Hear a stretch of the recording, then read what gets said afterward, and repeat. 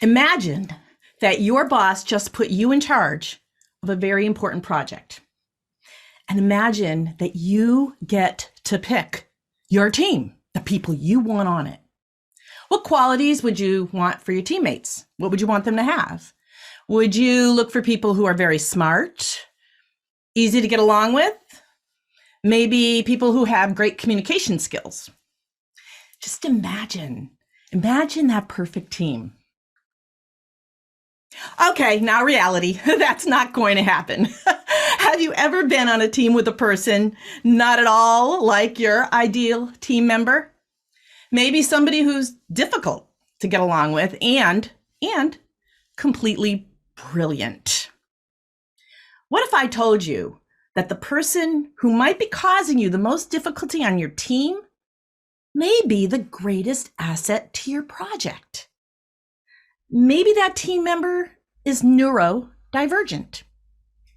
Okay, what does that mean exactly? Well, a neurodivergent person processes information differently than people who are neurotypical. Neurotypical is how we might refer to humans that fit the cultural norm. Neurodivergent thinkers might include people in the autism spectrum, people with dyslexia or ADHD, dyspraxia, OCD. See, when we have both types of cognitive functioning in the workplace, neurodivergent and neurotypical, we have neurodiversity. Here are some famous people you may know who are neurodivergent. Sir Anthony Hopkins, Richard Branson, Emma Watson, and Susan Boyle. Would you want to work with any of those people? I think it'd be exciting, but it also could be a little challenging. They're divergent thinkers. You see, though, neurodiversity is a competitive advantage. Ernst & Young started hiring people who were in the spectrum, the autism spectrum, or neurodivergent, a few years ago.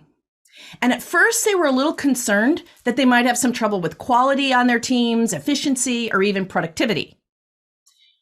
When they evaluated the results of their initiative, they realized that not only were the teams fine when it came to quality, efficiency, and productivity, they were more innovative, they had better process improvement, and because their process improvement was so good, they saved time.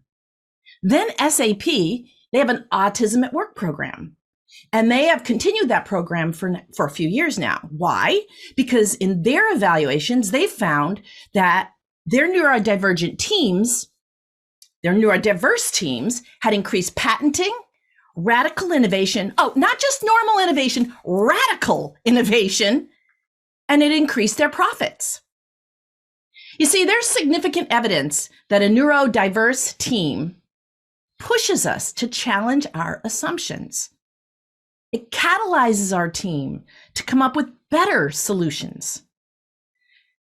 So maybe we need to shift our perspective from frustration in thinking they're atypical ideas, maybe their non-conforming behaviors and quirks are wasting our team's time, to understanding that neurodiverse team members are essential. Why? Because neurodivergent thinkers provide innovative solutions for process improvement, automation, and they come up with profitable inventions. You see, when we embrace each other's differences and support all of our team members and their success, the team and the company benefits. So, okay, how do we support our divergent thinkers? Well, here's one example. Have you ever been in your office and you've been in meetings, 4 back-to-back meetings, and you wished that you could send a robot in your place? I mean, pre-COVID, when you were in the office. Have you wished you could do that? Well, people in the autism spectrum feel that way for every meeting. People in the autism spectrum often have people anxiety. So they avoid meetings. They might come in late. They may call in sick. And when that happens, their teammates think they are lazy, defiant, not a team player. But in reality, our judgments about them are often wrong. You see, they just don't function at their best when they're in a group. But there's a solution. They can be present and still participate with a simple accommodation. Yeah, they can send a robot in their place. You know, this solution has been around for a while. Robots on wheels. However, for most companies, this solution seemed hard or expensive or ridiculous. Well, now the world is sending a virtual face to every meeting. All it took was a pandemic. You see, but in reality, what this accommodation does is it creates a safe space for neurodiversity to thrive.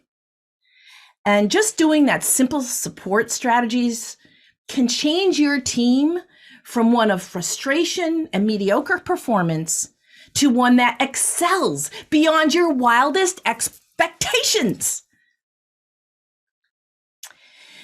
You see, I believe that every single human being on the planet brings a gift into the world.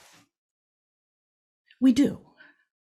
And when we embrace divergent thinkers and neurodiversity, we all benefit. Thank you.